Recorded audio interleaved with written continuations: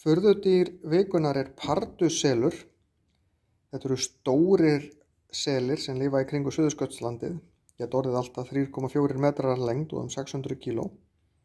Landselur sem við sjáum til dæmis í húsdýragarðinum verður mest 2 metrar að lengd. Þannig að þessir eru næstu því tvöfalt lengri. Ekki alveg en svona næstu því. Útselurinn á Íslandi sem við sjáum nú ekkert oft, að þeir geta orðið svona ekkert langt frá pardusselum. Þeir eru líka stundum kallaðir snæhlébarðar. En þeir veiða minni seli við Suðurskautslandið og fisk og mörgæsir. En þeir eru helsti óvinur mörgæsa.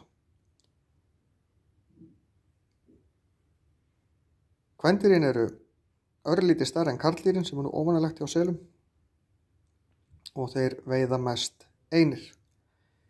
Þeir eru það stórir og með það stóran munn að ef að þeir ráðast á fólk þá fólk í töluverðum vanda. En það vill bara þannig til að það ekkert mikið fólk þar sem að þeir lifa, þannig að fólk hefur mjög sjaldan lent í árásum pardusela en það hefur gerst.